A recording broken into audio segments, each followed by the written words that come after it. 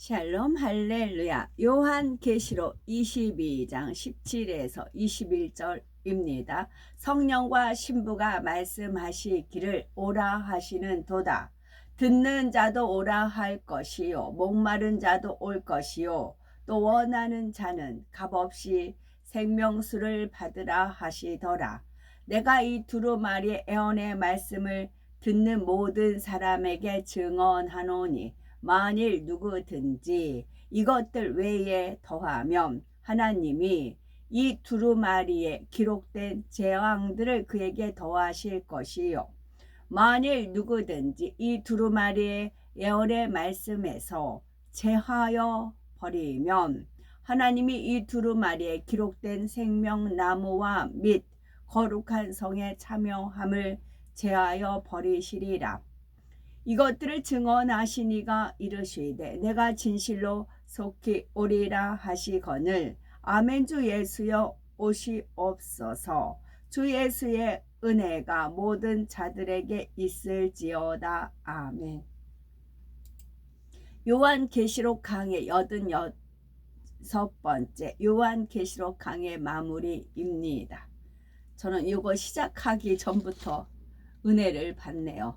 86회로 끝을 냅니다. 요한계시록 1986년에 제가 24살이었어요. 결혼한 해였습니다. 86년으로 끝났습니다. 요한계시록 22장 17절은 듣는 자도 오라 할 것이요 목마른 자도 올 것이요 또 원하는 자는 값없이 생명수를 받으라. 여기서 듣는 자란 복음을 듣는 자입니다. 그런데 하나님의 말씀을 귀로도 듣고 끝나서는 안 되지요. 하나님의 말씀을 들으면 마음으로 믿고 그대로 행해야 합니다. 그래야 구원받을 수 있고 더 나아가 새 예루살렘에 들어갈 수가 있지요. 로마서 2장 13절에 하나님 앞에서는 율법을 듣는 자가 의인이 아니요 오직 율법을 행하는 자라야 의롭다 하심을 얻으리니 했습니다. 하나님 앞에서 의롭다 하심을 얻은 자라야 천국에 들어갈 자격을 얻습니다. 예수님의 보혈의 공로를 믿을 때 믿음으로 의롭다 하심을 얻을 수 있지요. 그리고 믿음의 장성한 분량에 이른 사람, 곧 참으로 의롭고 거룩하게 변화된 사람이라야 새 예루살렘까지 들어갈 수가 있는 것입니다. 다음으로 목마른 자란 의에 대해서 진리에 대해서 줄이고 목마른 사람이지요. 요한복음 4장에 나오는 사마리아 여인은 남편이 5이나 있었지만 지금 함께 사는 사람도 남편이 아니라 했지요. 그렇게 남편이 많이 바뀌었다면 이 여인의 인생이 얼마나 힘들었겠습니까? 고달프고 힘든 삶을 인내하며 어찌하든 만족을 찾아보려 했지만 지금 있는 남편도 여인에게 참 남편은 아니라 했지요. 진정으로 충만함과 기쁨을 줄 사람을 이 땅에서는 찾을 수가 없었다는 말입니다. 얼마나 공고했겠으며 얼마나 갈급했겠는지요. 날마다 우물가에 나와서 물을 길어도 다음 날이면 또다시 나와야 하는 것처럼 끊임없이 줄이고 목마른 것입니다. 이 사마리아 여인처럼 사람들은 스스로 해결할 수 없는 갈급함을 채우고자 육적인 것을 취하고 또 취해 봅니다. 그러나 육은 아무리 취해도 그 마음에 진정한 해갈은 되지가 않습니다. 오히려 짠 바닷물을 마시는 것처럼 육을 취할수록 갈급함이 더해 가지요. 이럴 때는 육을 취하는 것이 아니라 영적인 생수를 찾아야 합니다. 곧 하나님의 말씀만이 생명수이고 줄이고 목마른 자를 만족시킬 수가 있지요. 요한복음 4장 14절에 내가 주는 물을 먹는 자는 영원히 목마르지 아니하리니 나의 주는 물은 그 속에서 영생하도록 솟아나는 샘물이 되리라 하셨습니다. 우리는 이런 진리를 체험한 분들이지요. 주님을 만나고 성령을 받았을 때 그 마음에 생명수가 채워지는 것을 느꼈습니다. 목마름이 해결되고 희열이 넘쳤죠. 이렇게 거듭나는 기쁨을 맛본 사람들은 이제 변화된 삶을 삽니다. 하나님의 말씀을 듣고 열심히 행해 나가지요. 그 갈급함을 채워주시는 하나님의 말씀이 너무 좋아서 부지런히 배우고 변화되어 갑니다. 이렇게 변화된 삶을 사는 사람들은 날마다 성령의 충만함 속에 영원히 솟아나는 생수를 공급받게 되지요. 이처럼 영생을 사모하며 의에 갈급한 사람은 누구라도 값없이 생명수를 받을 수 있습니다. 로마서 3장 23에서 24절에 모든 사람이 죄를 범하였음에 하나님의 영광에 이르지 못하더니 그리스도 예수 안에 있는 구속으로 말미암아 하나님의 은혜로 값없이 의롭다 하심을 얻은 자 되었느니라 했습니다. 우리가 제사함을 받고 구원받은 것은 우리의 노력으로 인한 것이 아니지요. 오직 하나님의 은혜입니다. 예수님께서 십자가에 달려 죽으신 것도 성령을 보내주신 것도 우리가 잘한 것이 있어서가 아닙니다. 아무런 대가 없이 구원의 길이 열렸고 주의 이름을 믿기만 하면 구원받지요.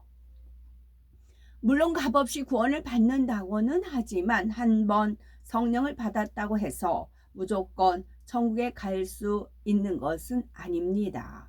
갓난 아기가 세상에 태어났는데 젖도 먹지 않고 자라지도 않는다면 오래 살지 못할 것입니다. 마찬가지로 생명수를 마신 사람이라 해도 더 이상 생명수를 마시지 않고 영적인 변화가 없는 사람은 반드시 구원받으리라는 보장이 없습니다.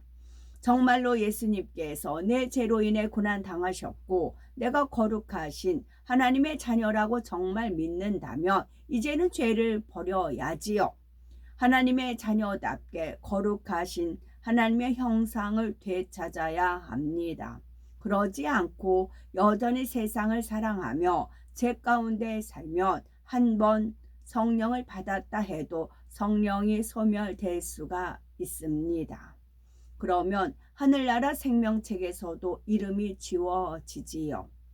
진정으로 하나님의 은혜를 깨닫는 사람은 그 마음에 희열이 넘치고 감사가 가득함으로 부지런히 죄를 벗어버립니다. 하나님의 나라를 위해 열심히 충성 봉사하고 전도하고 신방하지요.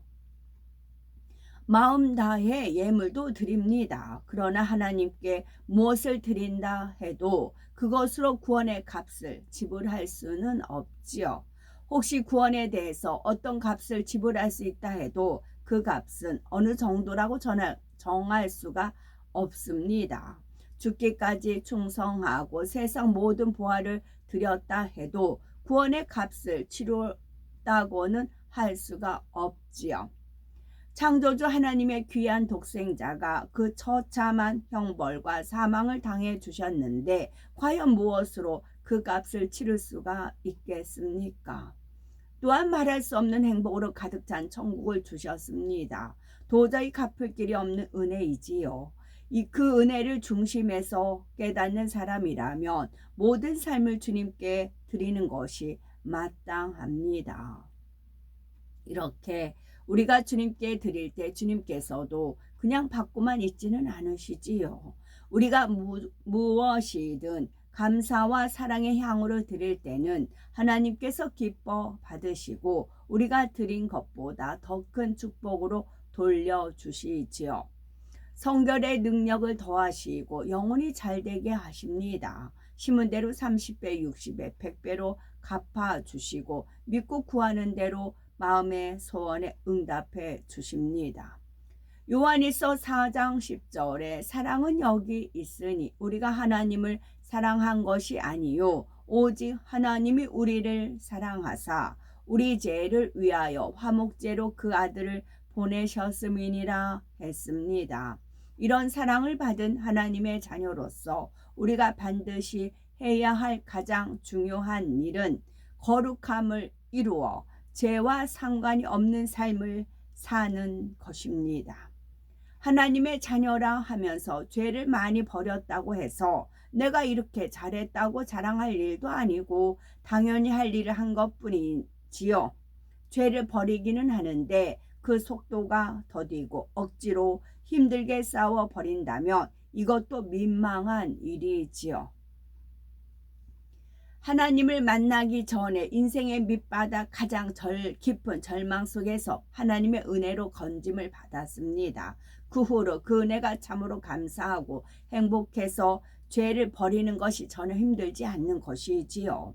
주님의 은혜를 조금이라도 갚을 수 있다면, 하나님을 기쁘시게 할 수만 있다면 목숨이라도 기꺼이 드릴 수 있는 마음인데, 더러운 죄를 버리는 것이 무엇이 어렵겠습니까?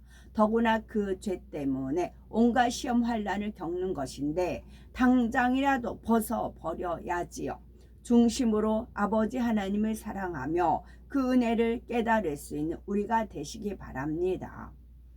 요한계시록 22장 18, 19절에 내가 이 책의 애언의 말씀을 듣는 각인에게 증거하노니 만일 누구든지 이것들 외에 더하면 하나님이 이 책에 기록된 재앙들을 그에게 더하실 터이요 만일 누구든지 이 책의 애언의 말씀에서 제하여 버리면 하나님이 이 책에 기록된 생명나무와 및 거룩한 성에 참회함을 제하여 버리시리라. 하나님의 말씀은 1.1획도 더하거나 빼서는 아니 되는 것입니다. 임의로 하나님의 말씀에 더하거나 빼는 사람들은 하나님의 이름을 망령되이 일컫는 것이지요. 이들에게는 하나님께서 성경에 기록된 재앙들을 더하신다 했습니다. 또 생명나무와 거룩한 성에 참여함을 제하신다, 곧 천국에 들어갈 수 없게 하신다 했지요. 하나님의 말씀을 가르치는 직분을 가졌다면 이런 말씀을 더욱 명심해야 됩니다. 예를 들어서 어떤 사람은 자신이 원하는 것을 요구하면서 나는 주의 종이니 주의 종의 말씀을 듣지 않으면 하나님께서 저주하신다라고 위협합니다. 양떼가 두려워 떨게 만드는 것이지요. 자신이 하나님의 음성을 들었다 하면서 양떼에게 잘못된 길로 가도록 미혹하거나 강요하는 경우도 있습니다. 그러나 저주와 축복의 기준은 사람의 말이 아니라 하나님의 말씀에 있습니다. 주의 종에게 저주권과 축복권이 따르는 것도 온전히 하나님의 말씀대로 살고 말씀대로 가르치는 주의 종에게 해당되는 일이지요. 결국 성경에 기록된 하나님의 말씀에 순종하면 복이요 하나님의 말씀에 거역하고 하나님을 대적하면 재앙이 임하는 것입니다. 사실 이때도 하나님께서 그를 미워하여 저주하시는 것이 아닙니다. 사람에게 재앙을 가져다 주는 것은 원수마귀 사단입니다. 성도들이 진리 가운데 빛 가운데 거하면 사단이 송사하지 못하게 하나님께서 지켜주시지요. 하나님께 지킴받지 못하는 것은 자기 스스로 어둠 가운데 거하기 때문입니다. 하나님의 말씀을 빼는 것도 하나님 앞에 합당하지 않습니다. 어떤 사람들은 하나님의 말씀 중에서 자기 생각에 맞지 않는 부분은 빼거나 희석시켜 가르치지요. 그 중에서도 가장 문제가 되는 것은 성결에 대한 부분입니다. 구원받은 하나님의 자녀들은 반드시 해야 할 일이 있지요. 곧 죄와 악을 벗어버리고 하나님의 형상대로 거룩하게 변화되는 것입니다. 그러지 않으면 하나님과 상관이 없습니다. 거룩하라, 성결하라, 죄를 버리라, 육체의 일을 행하며 천국에 들어갈 수 없다. 행함이 없는 믿음은 죽은 믿음이다. 이런 말씀들이 성경에 수없이 기록되어 있습니다. 그런데 얼마나 많은 사람들이 이런 말씀을 빼버리고 주님을 믿기만 하면 구원받는다고 가르칩니까? 생명책에서 그 이름을 흐린다는 말씀도 있는데 이런 말씀도 싹 빼버리지요. 한번 성령을 받은 사람은 하나님의 말씀대로 살지 않아도 반드시 천국에 간다고 가르치는 것입니다. 그 밖에도 방언이나 각종 은사를 금하며 부르짖어 기도하는 것을 잘못이라 가르치는 사람도 있습니다. 성경에 기록된 기사와 표적을 비롯하여 영의 세계에 대한 말씀들이 자기 지식과 자기 생각에 맞지 않으면 그런 부분은 빼고 가르치는 경우도 있지요. 이럴 때는 가르치는 사람이나 배우는 사람이나 천국과는 거리가 멀어집니다. 소경이 소경을 인도하는 것처럼 위태로운 상황에 처하는 것이지요. 하나님의 말씀은 곧 하나님의 마음이요 하나님 자체이십니다. 그러므로 하나님을 경외하는 사람은 결코 말씀을 더하거나 빼지를 않습니다. 더구나 성경 말씀은 영원한 생명을 결정하는 말씀이지요. 그 말씀대로 행했는가 행하지 않았는가에 따라 천국과 지옥이 나누어지는 심판의 말씀이지요. 그러니 결코 사람의 생각 속에 더하거나 빼는 일이 있어서는 안 되는 겁니다. 마태복음 18장 6절에 보면 누구든지 나를 믿는 이 소자 중 하나를 실족해 하면 차라리 연자 맷돌을 그 목에 달리우고 깊은 바다에 빠뜨리우는 것이 나으리라 하신 예수님의 말씀이 나옵니다. 물에 빠져 죽으면 육의 생명은 잃지만 영혼이 실족할 때는 영의 생명을 잃게 됩니다. 그러니 하나님의 말씀을 전할 때는 삼가 근신하고 주의해야 하지요.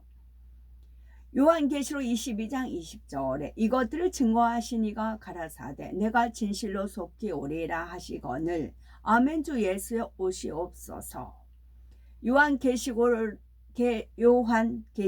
마무리 짓는 22장 안에 주님께서는 세 차례나 속히 오리라는 말씀을 반복하십니다. 요한계시록 22장 7절에 보라 내가 속히 오리니 이 책의 애언의 말씀을 지키는 자가 복이 있으리라 하셨고 요한계시록 22장 12절에도 보라 내가 속히 오리니 내가 줄 상이 내게 있어 각 사람에게 그의 일한 대로 갚아주리라 하셨죠. 이제 모든 말씀을 마치는 시점에서 주님께서는 다시 한번 내가 진실로 속히 오리라 하십니다. 이처럼 거듭거듭 경계하시는 주님의 마음을 우리는 깊이 깨달을 수 있기 바라고 주님이 언제 오실지 그날과 시를 아는 사람은 없습니다. 그러나 성경에 기록된 마지막 때의 징조에 비춰보면 얼마나 끝이 가까운지 알 수가 있지요. 더구나 사도 요한이 이 말씀을 기록한 2000여 년 전보다 지금은 끝날에 더 가까이 이르렀습니다. 설령 그때가 넉넉히 남아있다 할지라도 각자의 마지막 날이 언제 이를지는 아무도 알 수가 없지요. 어린아이라 해도 젊고 건강한 사람이라 해도 하나님께서 부르시면 당장이라도 가야 합니다. 언제라도 부르심에 응할 수 있도록 항상 준비된 삶을 살아야 하는 것입니다. 이처럼 주께서 속히 오신다는 말씀을 들을 때 내 마음은 어떠하십니까? 주님을 맞을 준비가 덜 된 사람이라면 주님께서 곧 오신다는 말을 듣는 것이 싫습니다.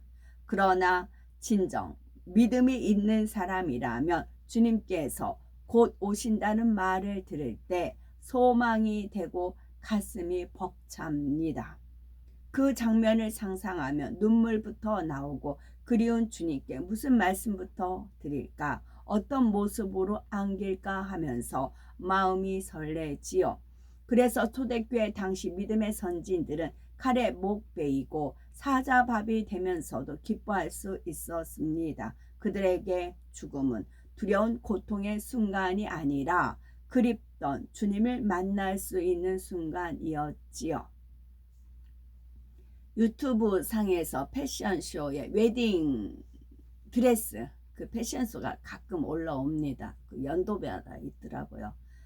그러면은 그 이제 웨딩 그 드레스를 보면 주님께서 마음에 드냐고 하세요.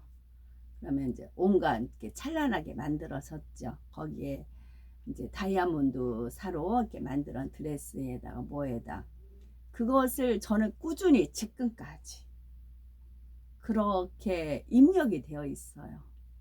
드레스 보면 이제는 드레스 보면 설레야 되고 왜냐하면 이것도 말씀드리는 것이 도움이 되죠. 제 삶은 결단코 우연이 없다는 것을 제가 이제 아니까 제가 결혼을 해야 되는데 이렇게 완전 요 부분에 혹이 있습니다. 저는 케로이드 피부라 어릴 때 기억나요. 어릴 때 뭐가 가려워서 막 긁었어요. 근데 이게 흉이 생기더니 점점점 더 커졌습니다. 그래서 이제 보통 웨딩 드레스는 그래서 여학교 때나 뭐 직장 생활 때 남방 외에는 안 입었어요. 남방 위에까지 단추가 잠겨져 있잖아요. 조금만 남방이 아닌 라운드를 입으면 이렇게 앞으로 숙이면 이게 흉이 보입니다. 그래서 목욕탕 가기조차도 꺼려 했었고요. 늘 남방만 입고 여학교 다닐 때 교복 입으면 앞에 막 옷핀을 꽂고 다녔어요. 그럼 아이들이 너 믿게 그거 왜 그래? 근데 말도 못하고 그러니까 당연히 외모는 움츠리게 되고 누가 앞에 나서지 못하고 늘 그렇게 움츠린 삶을 살았습니다. 이 흉이 점점 더 커지니까요. 그러다가 이제 예식을 남겨놓고 친구가 그때 대전 성모병원 있었어요. 그래서 그 친구 찾아가서 수술하려고 갔어요. 그랬더니 그 선생님께서 이거는 수술하면 더 커진다고 누가 수술하자고 하면은 절대 하지 말라고 그러시더라고요. 그래서 포기를 하고 이제 예식장에 이제 드레스를 이렇게 보잖아요. 근데 저는 이제 결혼이 하여튼 반강제 하여튼 그래요. 그래서 기대도 안 했고 그냥 예식만 치르자라는 생각만 했었어요. 그래서 드레스 쭉 있는데 딱 첫 번째 이제 그 아가씨가 이렇게 권해주는데 이 드레스가 이것을 한번 이것도 있고요 하는데 딱 그걸 잡고는 딱 보니까 흉이 안 보여요. 그거를 이렇게 입어보니까 흉이 안 보이면 됐어요. 그 정도였어요. 그래서 그걸로 그냥 입고 예식을 했어요. 그랬더니 아가씨가 다른 것도 보시죠 해요. 아니요 됐습니다. 저는 됐습니다. 해서 한 번 본 거 입은 거 이쁘든 안 이쁘든 상관 안 했어요. 무조건 흉만 안 보이면 됐어요. 그렇게 예식을 치렀죠. 그리고 나서 이제 치장하고 드레스 입고 이제 그 식장으로 이렇게 쫙 가는데 어떤 같은 드레스 입은 신부가 어머 왜 이렇게 예뻐 막 그러더라고요. 그때 이제 그랬었나 봐요. 그래서 나는 어머 이거 드레스 나 그냥 막 고른 건데 그러면서 지나갔거든요. 그런 이제 있어요. 이제 아픔은 하여튼 좋지 않은 그런 어쨌거나 예식은 치렀으니까 그런 게 있어요. 흉 때문에 그러니까 이 흉으로 인해서 내 자신을 보호하는 그런 것도 되고요. 그랬는데 지금 온갖 웨딩 예쁜 뭐 그런 드레스들이 웨딩 드레스들이 나오잖아요. 그럼 주님께서 이거 어때 그러세요. 그러니까 제 드레스가 어떠할 건지는 상상할 수가 없어요. 상상할 수가 없어요. 그때 그 아픔이 있었잖아요. 그것도 흉이 있게 만드신 분, 그런 모든 것을 아신 분, 그때 마음 졸이며 편치 않고 그래 살았던 저의 삶, 그런 게 있잖아요. 그럴 때 하나님께서 이제 다시 예식으로 인해서 보상 아닌 보상을 해주시고, 저도 이렇게 부풀고 기대는데, 기다려지는데, 주님은 오죽하시겠어요. 주님은. 그래서 요즘 이제 웨딩 드레스가 더 이제 반짝반짝 빛나고 뭐 보석 이제 가짜지만 이렇게 보석 붙여 있는 걸로 많이 그렇게 나오더라고요. 패션쇼 보면은. 그랬을 때는 그 드레스. 그럽니다. 그런 사모함. 드레스 보면 설레면서 사모함. 이런 게 저는 없었어요. 예식할 때. 24살, 이게 86회로 끝납니다. 요한계시록. 86년도에는 그런 설렘이 없었어요. 설렘이 없었기 때문에 그런 이제 설렘을 저는 이제 갖는 거죠. 드레스 보면은 그 신부의 설렘, 그러니까 신부의 설렘 그런 거 저는 없었기 때문에 정말 하기 싫은 거 억지로 어쨌거나 아버지 말씀을 86년도 10월 3일 날 결혼을 해야만 됐기 때문에 거기에 준비된 사람을 만나야만 했고, 이제 또 감사한 거는 제가 고등학교만 졸업을 해야만 됐어요. 그리고 키도 이 정도만 되어야 돼요. 그래야 상대를 만나요. 내가 전문대라면 전문대 이상 나온 사람 만날 거 아니에요. 키 또한 조금만 한 뼘도 크면 안 돼요. 비둥비둥 해야 되고, 그 모든 것들을 상대에다 맞췄어요. 아버지 하나님께서. 그 상대를 만나야만 되니까. 그 상대한테 내가 20년 동안 연단을 받아야 되니까. 그런데 지금은 신랑이 누구예요? 우리 주 예수 그리스도예요. 우리 주 예수 그리스도의 신부를 맞춘다고요. 하나님 아버지께서. 그 신랑의 미치면 신랑이 믿죠. 뭐 신부가 믿죠. 그런 말 하잖아요. 저는 이제 그런 말 너무 많이 들어가지고, 그러니까 신랑의 버금가는 그런 신부가 되어야 되죠. 그런 자격을 갖춰가게 하신다고요. 아버지 하나님께서. 누가 봐도 환상적인 커플이다. 천생연분이다. 누가 봐도 흠모할 만한 커플이 되게끔 아버지 하나님께서 맞추어 가신다고요. 그래서 준비들 하시라고. 사모하는 마음으로, 설레는 마음으로. 이걸 내가 가지고 싶다 해서 가지는 게 아니고 하늘에서 주어지는 겁니다. 하물며 우리는 숭배하는 것도 아니고 살아서 주님을 맡게 된다면 얼마나 더 행복한 일입니까? 그러니 주님께서 곧 오신다는 말을 들으면 아멘 주 예수여 오시옵소서 하면서 기쁨으로 화답할 수 있지요. 우리가 그날을 얼마나 소망하는가에 따라 얼마나 주님을 사랑하는지, 또 얼마나 신부 단장이 되었는지를 스스로 측정해 볼 수가 있는 것입니다. 이런 소망으로 살아가는 사람들에게는 이 땅에서의 삶 속에도 하나님의 은혜, 주님의 은혜가 입혀집니다. 요한계시록 22장 21절에 주 예수의 은혜가 모든 자들에게 있을지어다. 아멘. 이걸로 끝나잖아요. 그죠? 이제 숫자를 22에 21, 2221 다 더하면 7이에요. 7. 모든 자들이란 이미 주님을 믿는 자들과 앞으로 믿을 모든 자들을 포함합니다. 주님을 믿는 사람들에게는 매일매일의 삶 자체가 은혜이지요. 십자가에서 우리를 대속하셨고 보혜사 성령을 보내 날마다 인도받게 하십니다. 진리 안에 사는 사람들에게는 이른 비와 늦은 비를 주신 같이 구하는 것마다 응답하시고 필요한 것을 채워주시지요. 성령의 불담으로 주님의 불꽃 같은 눈동자로 지키시며 범사에 형통하게 인도하십니다. 그리고 모든 역사가 끝나면 그립던 주님의 품에 안기고 천국에 말할 수 없는 영광을 누리게 됩니다. 모든 것이 주님의 은혜요 값없이 주신 아버지 하나님의 은혜이지요.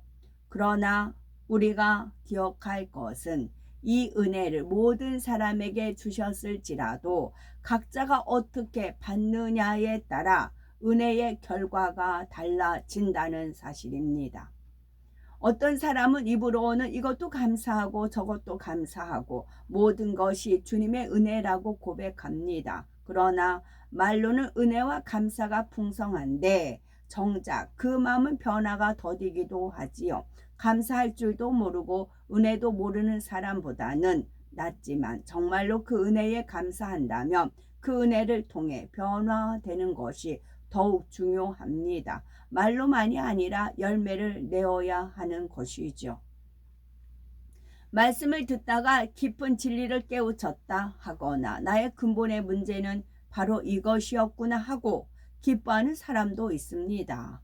아버지 하나님의 사랑을 깨달을 때는 내가 이러한 사랑을 받았으니 내 생명 다해 은혜를 갚겠습니다 하고 눈물로 고백하는 사람도 있습니다. 이제 길이 보입니다. 속히 영으로 들어갈 수 있을 것 같습니다 라고 이렇게 고백하기도 하고요. 그러나 세월이 지나면서 지켜보면 그 뜨거웠던 마음이 식어 있기도 하고 무덤덤해져서 은혜를 잘 받지 못하기도 합니다. 이처럼 은혜를 받고 쏟아버리기를 반복해서는 안 됩니다. 낭떠러지에 떨어진 사람이 밧줄을 필사적으로 잡는 것처럼 그 은혜를 꼭 붙잡아야 합니다. 중심에 새겨서 영적인 열매를 내어야 합니다. 낭떠러지에 매달린 사람이 밧줄을 필사적으로 잡는 것처럼 그 은혜를 꼭 붙잡아야 합니다. 이 말씀 아주 중요합니다. 하나님 앞에 기다릴 때, 하나님 앞에 기도를 드릴 때 낭떠러지에 매달린 사람이 밧줄을 필사적으로 잡는 것처럼 늘 은혜를 구하셔야 됩니다. 늘 은혜를 구하셔야 됩니다. 저는 이 말씀을 배웠기 때문에 이 말씀에 마음에 이제 은혜로 꽂혔어요. 그래서 늘 기도할 때마다 이 대목을 떠올렸어요. 낭떠러지에 매달린 사람이 밧줄을 필사적으로 잡는 것처럼, 그러면 내가 밧줄을 필사적으로 잡지 않는 것은 낭떠러지 안 떨어지고 편안하다는 거잖아요. 그러면 곧바로 시험이 오는 걸 저는 삶 속에서 알았거든요. 그래서 늘 낮아지고 했을 때 은혜를 주시는 걸 알았기 때문에 이 말씀을 늘 각인하면서 기도했었어요. 내가 낭떠러지에 떨어져서 은혜의 이 줄을 안 놓아야 되겠다 그랬죠. 우리가 결단하고 마음을 지키고자 하면 반드시 답이 나오네요. 하나님께서 능력을 주십니다. 우리가 결단하고 마음을 지키고자 하면 반드시 하나님께서 능력을 주십니다. 하나님의 능력을 원하시잖아요. 늘 하나님의 능력이 공급받기 원하신다면 앞에 무엇이 있어요? 내가 결단을 해야 됩니다. 그리고 내 마음을 지키고자 해야 됩니다. 마음이 해이해지니까, 변질되니까, 흙은 변질되잖아요. 변하잖아요. 그래서 결단하고 매일 결단하고 매일 마음을 지키는 노력이 필요합니다. 그럴 때 하나님께서 능력을 주십니다. 그 능력을 하루 살아가고 또 하루 결단하고 마음을 지키면 또 하나님이 은혜와 능력을 주시고 그 하나님의 은혜와 능력을 가지고 또 하루를 살아가고 그러면서 살아가는 겁니다. 베풀어 주신 모든 은혜에 감사하며 하나님을 기쁘시게 해드리고자 하는 마음으로 힘을 다해 성결을 이루어야 됩니다. 그리고 하나님의 나라에 충성하며 더 많은 열매를 내야 되겠고, 그럴 때 아버지께서 성결의 능력뿐 아니라 실한 열매를 맺을 능력도 더하시고 은혜 위에 은혜를 더해 주시는 것입니다. 요한계시록은 마무리됩니다. 마지막 때에 비밀한 말씀을 풀어주시고 말씀을 통해 믿음과 소망을 주신 아버지 하나님께 모든 감사와 영광을 돌립니다. 우리는 혹여라도 우리 중에 7년 환난과 짐승의 표, 심판과 지옥 등의 말씀이 두렵고 힘들게 느껴지시는 분은 없으시는지요? 하나님께서 이런 말씀을 주시는 까닭은 겁을 주거나 힘들게 하시려는 것이 아닙니다. 모든 사람이 듣고 영적인 잠에서 깨어나 천국에 이르게 하시려는 사랑의 표현이지요. 어찌하든 우리를 더 좋은 천국에 들이시고자 애틋한 마음으로 이런 말씀을 주시는 것입니다. 마지막 때가 될수록 육과 영은 점점 더 양극화되고 흙과 백이 뚜렷하게 나누어집니다. 세상을 쫓는 사람들과 진리를 쫓는 사람들은 점점 뚜렷하게 구분이 되지요.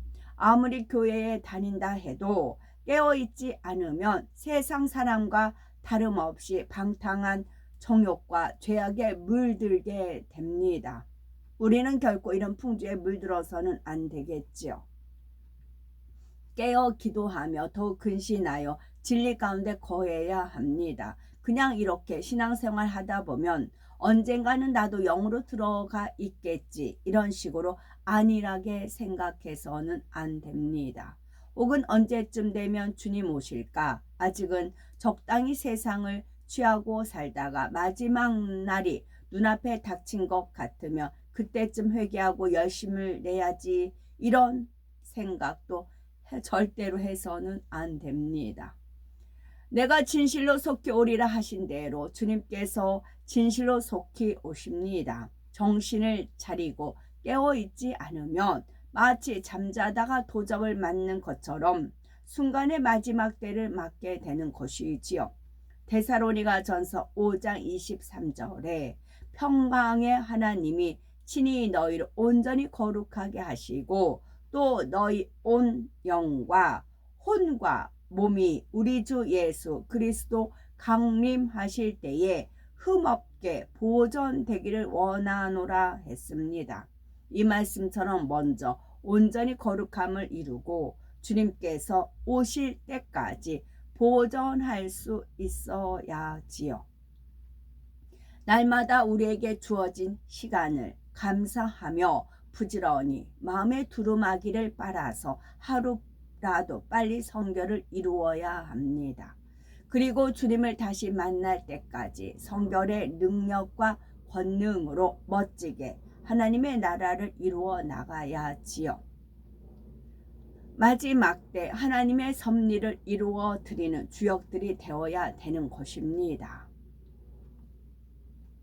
우리 모두가 이와 같은 영적 장수들이 다 되시기 바라고, 그래서 마지막 순간에는 모두가 문들을 통해 거룩하신 하나님의 보호자 가까이에 이를 수 있는 복되고 아름다운 우리 모두가 되셨으면 참으로 좋겠습니다. 아멘. 샬롬.